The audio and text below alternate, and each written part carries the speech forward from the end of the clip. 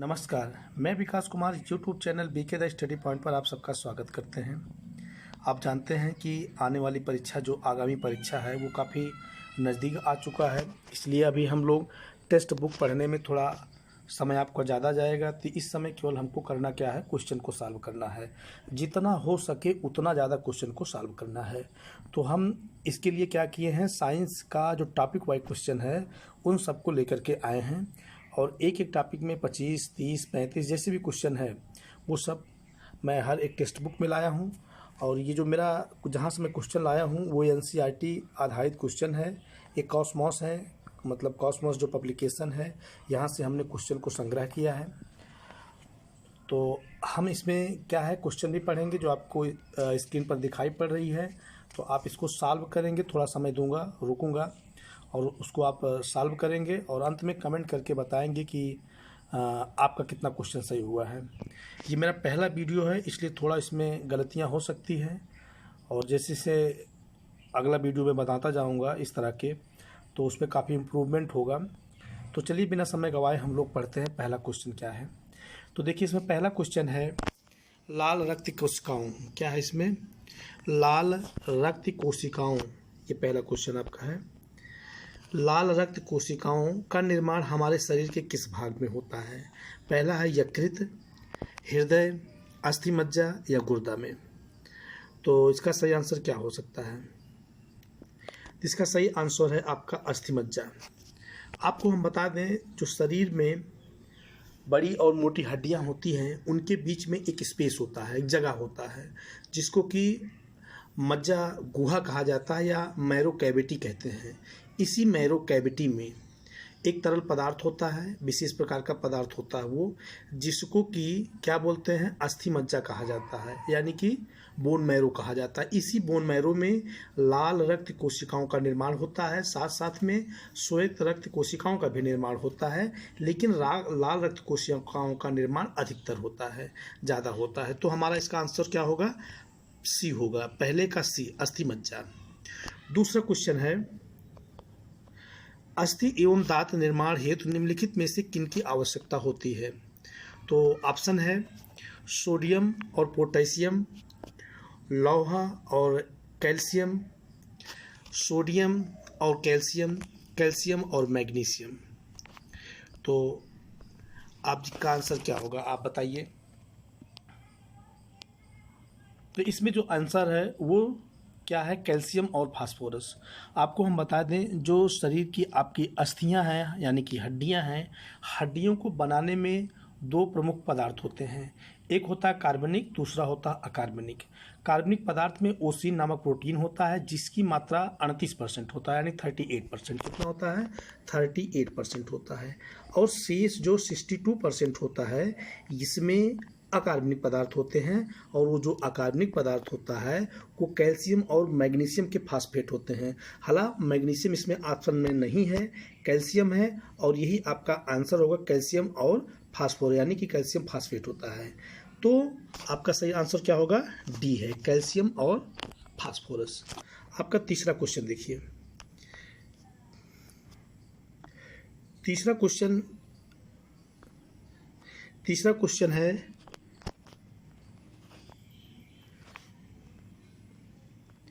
एक वयस्क मनुष्य के शरीर में अस्थियों की संख्या होती है।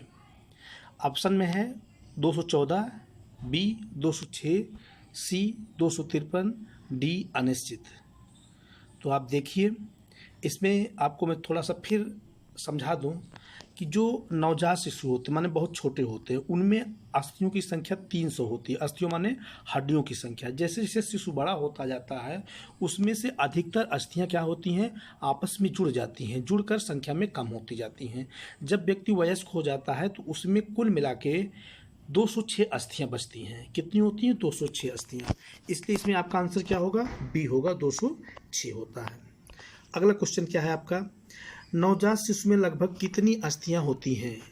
नवजात शिशु में लगभग कितनी अस्थियां होती हैं? ऑप्शन में है 206, 230, 280 या 300। तो अभी आपको हमने बताया नवजात शिशुओं में कुल 300 अस्थियां होती हैं। कितनी होती हैं, 300 अस्थियां होती हैं। तो पांचवा क्वेश्चन आप देखिए, 5वां क्वेश्चन क्या है, निम्नलिखित में से कौन सी अस्थि संधि का एक प्रकार नहीं है। अस्थि संधि का मतलब जो जहाँ पर दोनों अस्थियां यानी कि एक से अधिक अस्थि यानी कि दो अस्थि आपस में जुड़ती हैं उसे अस्थि संधि कहा जाता है। तो उसमें और संधि जो है अलग अलग स्थान पर अलग अलग प्रकार की संधियां होती हैं। तो इसमें जो पहला अस्थि संधि है वो है बाल और सॉकेट संधि, दूसरा है ग्लाइडिंग, तीसरा है ऑप्शन में मैक्रो, चौथा है डी यानी सैंडल। तो इसमें कौन सा एक जो है संधि का प्रकार नहीं है, तो इसमें आपको बता दें जो सी है ये संधि का प्रकार नहीं है, तो आपका आंसर क्या होगा, सी यानी कि मैक्रो। छठा क्वेश्चन है, मानव शरीर में दो हड्डियां आपस में कैसे जुड़ी रहती हैं। छोटी अस्थि से, छोटी जो हड्डियां होती हैं उनसे जुड़ी होती हैं, कि अस्थिबंध जिसको कि लिगामेंट्स कहा जाता है इनसे जुड़ी होती हैं, कि मांसपेशियों से जुड़ी होती हैं, कि जोड़ों से। तो आपको बता दें कि जितनी भी अस्थियां होती हैं, बड़ी बड़ी अस्थियां या छोटी अस्थियां या उपास्थियां, ये सब मतलब अस्थि से लिगामेंट द्वारा जुड़ता है जिसको स्नायु कहा जाता है या अस्थिबंध कहा जाता है। उपास्थि से जुड़ा होता है, वो भी किससे जुड़ता है, उपास्थि आपस में लिगामेंट से जुड़ा होता है, या अस्थि उपास्थि से भी जुड़ा होता है लिगामेंट के द्वारा। लेकिन मांसपेशियां और अस्थियां जो आपस में जुड़ती हैं वो टेंडन्स के द्वारा जुड़ती हैं जिसको कि टेंडन्स द्वारा जुड़ती है जिसको कंडरा कहा जाता है। तो इसमें आपका आंसर जो होगा ये है अस्थिबंध यानी कि बी वाला। ठीक है, अस्थिबंध यानी कि लिगामेंट अथवा स्नायु, इसको स्नायु भी कहा जाता है। ठीक है, अब आपका सातवां क्वेश्चन है पेशियों को अस्थि से जोड़ने वाली संरचना क्या है। ऑप्शन में है कंदरा, अस्थि, स्नायु या उपास्थि। इसमें आपका सही आंसर होगा कंदरा। हमने बताया अभी कि कंदरा जिसको कि टेंडेंस कहा जाता है ये पेशियों को अस्थि से जोड़ता है। अस्थियों को अस्थि से जोड़ने के लिए स्नायु होते हैं, या उपास्थियों को अस्थि से या उपास्थियों को उपास्थि से जोड़ने वाला जो पदार्थ होता है वो क्या होता है, वो स्नायु होता है यानी कि लिगामेंट्स होता है। आठवां क्वेश्चन आप देखिए, आठवें क्वेश्चन में है अस्थियों में किस लवण की उपस्थिति सर्वाधिक होती है। तो हमने अभी बताया था कि अस्थियों के निर्माण में ओसीन प्रोटीन जो कि 38% होता है, और साथ में कैल्शियम और मैग्नीशियम के क्या होते हैं, फास्फेट होते हैं। तो इसमें देखिए आपको दिखाई पड़ रहा है कैल्शियम फास्फेट, ये सबसे ज़्यादा मात्रा में है, तो कैल्शियम फास्फेट इसका सही आंसर होगा। नौवां क्वेश्चन देखिए, नौवें क्वेश्चन में है कलाई की हड्डियों को किस नाम से जाना जाता है। तो कलाई की जो हड्डियां होती हैं उसको मेटाकार्पल्स के नाम से, टार्सल्स के नाम से, या मेटाकार्पल्स के नाम से, या पहला क्या है मेटाटार्सल्स, बी है टार्सल्स, सी है मेटाकार्पल्स और डी है कार्पल्स। तो इसमें सही आंसर जो होगा वो क्या है, वो कार्पल्स है। आपको हम बता दें कलाई में जो हड्डियां होती हैं उनको कार्पल्स कहा जाता है, और कलाई के नीचे जो हथेली की अस्थियां होती हैं, हड्डियां होती हैं जिनकी संख्या होती है कितना, 5 होती है, उनको मेटाकार्पल्स कहा जाता है। उसके बाद अंगुलियों की जो हड्डियों की संख्या होती है वो 14 होती है।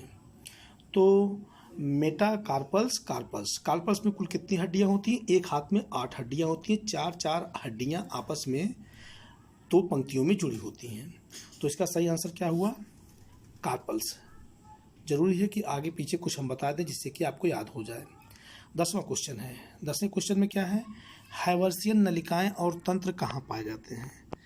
तो इसमें ऑप्शन में है उपास्थियों में, बी स्तनियों की अस्थियों में, सी स्तनियों के अंतःकरण में, डी कशेरुकियों के मेरुरज्जु में।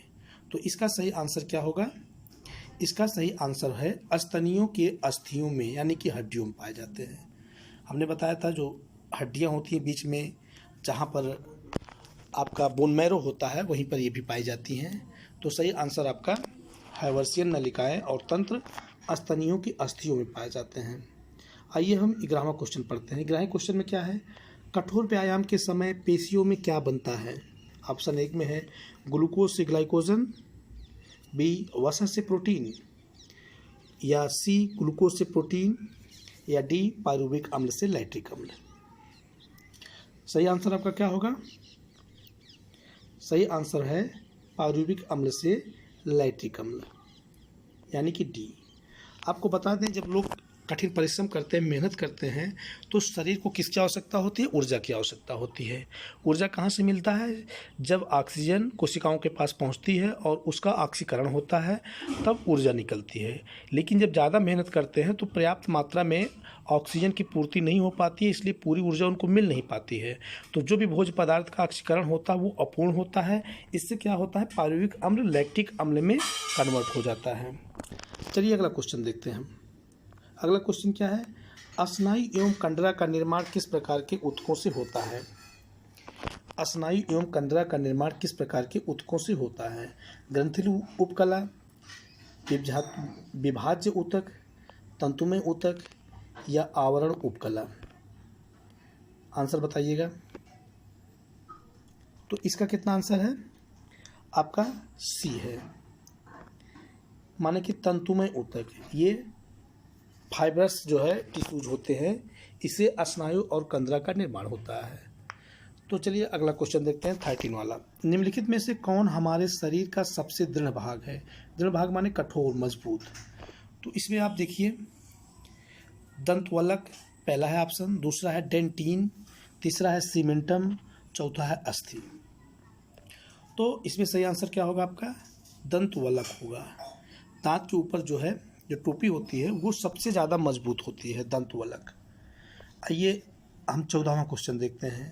इसमें वक्षीय पिंजर, ये 14वां क्वेश्चन, वक्षीय पिंजर यानी थोरैकिक केक का निर्माण किन अंगों से होता है? उरोस्थी एवं पसलियों से, उरोस्थी एवं मेरुदंड से, उरोस्थी कशेरुकाएँ एवं पसलियों से, या इनमें से कोई नहीं।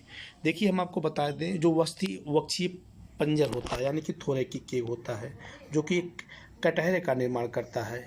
तो ये आप जानते हैं, सीना में जो हड्डियां होती हैं इसको पसलियां कहते हैं। इसके बीच में एक उरोस्थी होती है, ठीक है, उरोस्थी, और पीछे जिसको बैकबोन कहते हैं उसको उसमें कशेरुकाएँ होती हैं। तो ये सब मिल करके क्या बनाता है? अस्थि पंजर बनाता है। इसका मतलब आंसर इसका क्या होगा? सी होगा, उरोस्थी, कशेरुकाएँ और पसलियाँ। पसलियों की संख्या होती है 24 यानी कि 12 जोड़ी। कशेरुकाएँ जो इसमें शामिल होती हैं वो 12 ठी होती हैं, और उरोस्थी ये कितनी होती हैं? ये तो इसमें संख्या एक ही होती है उरोस्थी की। तो इसका आपका सही आंसर क्या होगा? सी होगा। चलिए हम 15वां क्वेश्चन देखते हैं। 15वें क्वेश्चन में क्या है? बिना समय गवाए हम शुरू कर रहे हैं, मतलब बताना शुरू कर रहे हैं। तो 15वें क्वेश्चन में मानव शरीर का सबसे छोटी तथा सबसे बड़ी अस्थि क्रमशः है। सबसे छोटी अस्थि क्या है? तो आपको पहले से बता दूं कि सबसे छोटी अस्थि कान की होती है और शरीर की सबसे बड़ी अस्थि जंघ की होती है। तो इसमें ऑप्शन है ए, एस्टिपीज। एस्टिपीज क्या है? ये कान की अस्थि होती है, ये सबसे छोटी अस्थि है। फीमर, ये जंघे की अस्थि होती है, ये सबसे बड़ी अस्थि होती है, ठीक है। तो एस्टिपीज और फीमर यही आपका आंसर है। इसके अलावा जो और अस्थि है उसके बारे में बता दूं, अल्ना और रेडियस अल्ना। ये अल्ना और रेडियस ये किसकी अस्थि है? ये हाथ की अस्थि है, जहां कलाई जुड़ती है। तो कलाई जुड़ने वाली जो अस्थि होती है वो अल्ना और रेडियस की होती है। इसके अलावा देखिए, मेरुरज्जु और एस्टपीज। मेरुरज्जु और एस्टपीज ये जो है, पीछे की मेरुरज्जु आप जानते ही हैं। तो ये मेरुरज्जु क्या है? ये अस्थि नहीं है, बल्कि मेरुदंड अस्थि होती है। तो आपका यही पहला आंसर ही एस्टपीज और फीमर है। चलिए अगला क्वेश्चन देखते हैं। मानव कंकाल के संबंध में असत्य कथन है। पहला देखिए, यह बाह्य कंकाल तथा अंतः कंकाल में विभाजित होता है, एकदम सही है। हमको निकालना है असत्य कथन, ठीक है। दूसरा क्या है? अंतः कंकाल अक्षी कंकाल एवं उपांगी कंकाल में विभाजित होता है, एकदम सही बात है। अक्षी कंकाल और उपांगी कंकाल में क्या होता है? विभक्त होता है, जिसमें कि अक्षी कंकाल में सिर आता है और जो धड़ है आपका, मतलब जो पंजर है, पीछे बैकबोन है, आगे उपास्थि क्या कहते हैं, उरोस्थी है, और ये सब किस में आते हैं? ये सब आते हैं अक्षी कंकाल में। शेष हाथ पैर की जो अस्थियां होती हैं और दोनों श्रोणी मेखला और अंश मेखला, ये सब आती हैं किस में आती हैं? उपांगी कंकाल में। तो उपांगी कंकाल और अक्षी कंकाल में ये विभाजित होता है। आगे आप देखिए, अक्षी कंकाल को खोपड़ी, मेरुदंड, पसलियां और उरोस्थी में विभाजित किया जाता है, एकदम सही बात है। डी क्या है, उपांगी कंकाल में नाखून, बाल तथा रोम शामिल किए जाते हैं। गलत बात है। हमने अभी बताया कि उपांगी कंकाल में क्या होता है, उपांगी कंकाल में कौन कौन से आते हैं, हाथ पैर की हड्डियां और साथ साथ में हाथ और पैर की हड्डियां जो अक्षी कंकाल से जोड़ने में मदद करता है, यानी कि अंश मेखला और श्रोण मेखला, ये आते हैं, ना कि नाखून, बाल और रोम आते हैं। इसका मतलब आपका आंसर ये गलत है, और लेकिन यही आपका आंसर है, डी गलत ही आपका आंसर है। चलिए हम 17वां क्वेश्चन देखते हैं। 17वें क्वेश्चन में क्या है, इसमें निम्नलिखित में से असत्य कथन को पहचान कीजिए। तो इसमें है, स्नायु मांसपेशियों को अस्थियों से जोड़ता है। जी नहीं, स्नायु यानी कि लिगामेंट ये मांसपेशियों को अस्थियों से नहीं जोड़ता है, बल्कि मांसपेशियों को अस्थियों को जोड़ने से, अस्थियों से जोड़ने का काम जो करता है वो टेंडेंस होता है, यानी कि कंदरा होती है। तो ये पहला आपका गलत है, ठीक है। ये हालांकि इसमें असत्य ही निकालना है, तो आपका यही असत्य है, यही आंसर ही है। दूसरा क्या है, अस्थियों में ओसीन नामक प्रोटीन पाया जाता है। जी हाँ, हमने बताया है कि 38% जो है क्या पाया जाता है, ओसीन नामक प्रोटीन पाया जाता है। इसके बाद सी में क्या है, नाखून, बाह्य चर्म, एपिडर्मिस, जो बाह्य चर्म को एपिडर्मिस कहा जाता है, अल्फा कैरोटीन नामक पदार्थ से बने होते। एकदम सही बात है। स्नायु दो अस्थियों या उपास्थियों को परस्पर जोड़ता है। स्नायु माने लिगामेंट, एकदम सही बात है। तो इसमें गलत क्या है, पहला है, जो कि आपका आंसर होगा, ठीक है। नेक्स्ट क्वेश्चन 18वां क्वेश्चन है, निम्नलिखित में से कौन सा तत्व मानव शरीर में सर्वाधिक पाया जाता है। ऑप्शन में है ऑक्सीजन, कार्बन, कैल्शियम, नाइट्रोजन। तो इसका सही आंसर क्या होगा आपका, ऑक्सीजन है, ठीक है। चलिए अगला क्वेश्चन देखिए, सूची 1 को सूची से सुमेलित कीजिए। सूची 1, सूची 2, इसमें पहले में है मानव खोपड़ी, बी है मेरुदंड, 3 है पसलियाँ, 4 है उरोस्थी। तो इसमें सुमेलित करना है। तो आप देखिए, जो मानव की खोपड़ी में कुल कितनी हड्डियाँ होती हैं, 29 होती हैं। तो आपको इसको 29 से जोड़ दीजिए। मेरुदंड यानी कि स्पाइन कार्ड, इसमें कुल कितनी होती है स्पाइन कार्ड, स्पाइन कार्ड देखिए, जो शिशु होते हैं उसमें 33 होती हैं, लेकिन अगर यही बड़े जो वयस्क हो जाते हैं उसमें 26 हो जाती है, ठीक है। तो यहाँ पे 33 दिया गया है, 33 मेरुदंड का। पसलियाँ चाहे छोटे हैं बड़े हों, सब में पसलियों की संख्या होती है कितनी, 24, यानी कि 12 जोड़ी, ठीक है। ये आपका आंसर होगा। उरोस्थी स्टर्नम कितना होता है, सीने की हड्डी है, ये लंबाई में एकदम बीचों बीच पाया जाता है, इसकी संख्या 1 होती है, इसी में पसलियाँ जुड़ी होती हैं आगे की तरफ, ठीक है। तो ये आपका आंसर मिल चुका है। इसका आंसर क्या होगा, इसमें आप मिला लीजिएगा तो आपको इसमें पता चल जाएगा क्या आंसर है, ठीक है। इसका आंसर क्या होगा, इसका आंसर आपका ये सी है।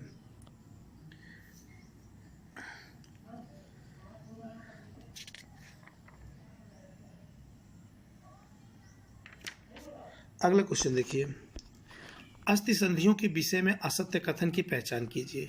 अस्थि संधियां अस्थियों से जुड़ने वाले स्थलों पर स्थित होती हैं। एकदम सही बात है ना। अस्थि संधियां कहाँ जुड़ती है, मतलब कहाँ पाई जाती है, जहाँ दोनों अस्थियां आपस में जुड़ती हैं, ये सही है। ये मुख्यतः 3 प्रकार की होती, पूर्ण, अपूर्ण और अचल। एकदम सही बात है। मनुष्य के घुटनों की अस्थि संधि अपूर्ण संधि का उदाहरण, यही गलत बात है, पूर्ण संधि है। और लास्ट में क्या है, मनुष्यों के गर्दन में धुरी और खूंटी संधि पाई जाती। जी हाँ, मनुष्यों के गर्दन में धुरी और खूंटी, धुरी अथवा खूंटी संधि पाई जाती है। इससे क्या होता है, इससे ये होता है कि गर्दन आप बाएं दाएं या ऊपर नीचे आप घुमा सकते हैं। तो इसका सही आंसर क्या होगा आपका, ये सी होगा, ठीक है। चलिए नेक्स्ट क्वेश्चन देखते हैं। फाल्स रिब्स तथा फ्लोटिंग रिब्स किस अंग में पाई जाती है। पहला ऑप्शन है वक्षी पिंजर, सिर, मेरुदंड या सोड़ी मेखला। तो ध्यान दीजिएगा आप इसमें,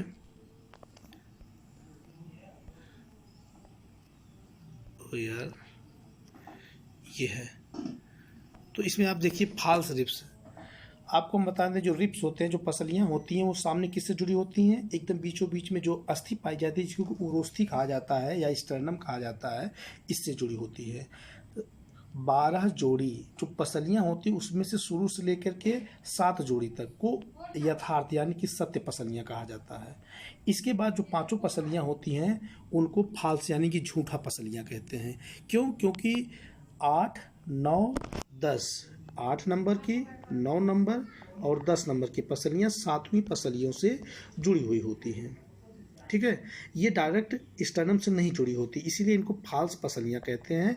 और शेष जो 11 और 12 पसलियाँ होती नंबर की, 11 और 12 पसलियाँ, ये उरोस्थी से नहीं जुड़ी होती है। वो बाहर पीछे किससे जुड़ी होती हैं? कशेरुक से जुड़ी होती हैं और सामने उरोस्थी से ना जुड़ी होकर के एकदम लटकती रहती, इसलिए उनको फ्लोटिंग पसलियाँ कहा जाता है। तो इसमें फ्लोटिंग रिब्स या फ्लोटिंग पसलियाँ, फाल्स रिब्स, ये वक्षी पिंजर का ही भाग है।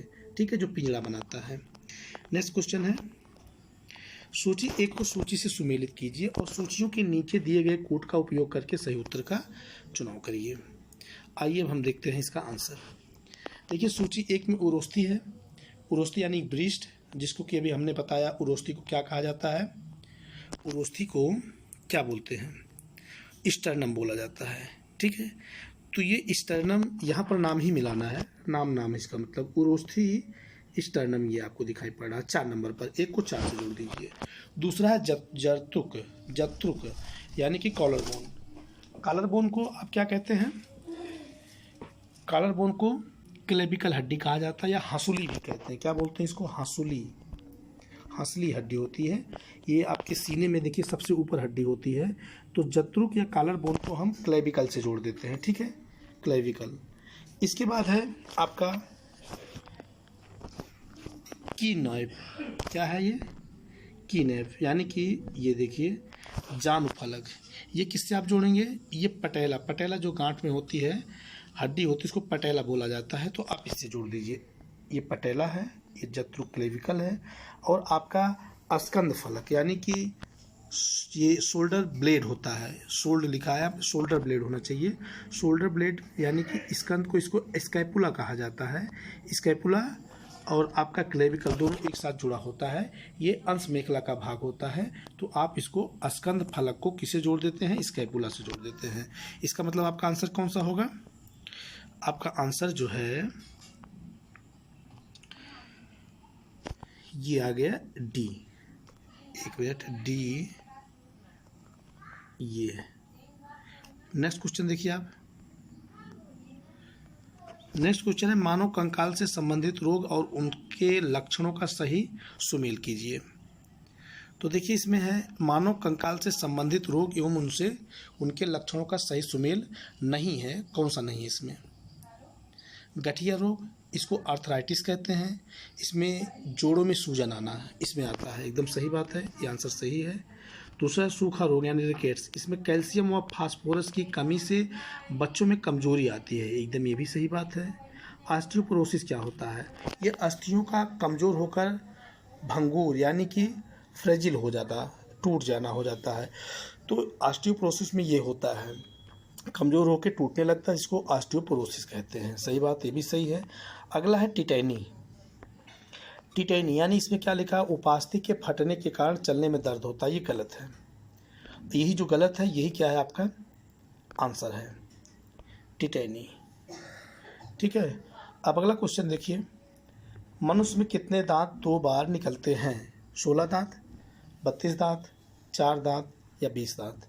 तो इसमें बहुत सिंपल क्वेश्चन है, इसको बताने की समझाने की जरूरत ही नहीं है। इसमें कुल है, आंसर आप बताएंगे कितना है? 20 है, यानी कि डी आंसर होगा। लास्ट क्वेश्चन है, निम्नलिखित में से किस जंतु में सर्वाधिक पसलियां होती हैं? मगरमच्छ, सांप, रे मछली, उड़नसील, स्तनधारी। इसमें जो सही आंसर है आपका, ये भी बहुत ही आसान है, ये सांप का है। तो इसमें कुल 25 क्वेश्चन हो गए हैं। आप बताइएगा कमेंट में कि इन 25 क्वेश्चन में से आपका कितना क्वेश्चन सही हुआ है। ये मेरा पहला वीडियो है, इसलिए बोलने में काफ़ी कुछ कमियां नज़र आ रही हैं, तो आप इसको इग्नोर करिएगा और आप इसको देखिएगा। आगे धीरे धीरे इसमें जो है काफ़ी जो है प्रोग्रेस होगा, सुधार होगा और ये आपके लिए काफ़ी हितकर होगा। धन्यवाद। आप हमारे चैनल को लाइक करिएगा, शेयर करिए और सब्सक्राइब करिए। ज़्यादा से ज़्यादा आप इसको शेयर करिए। Thank you.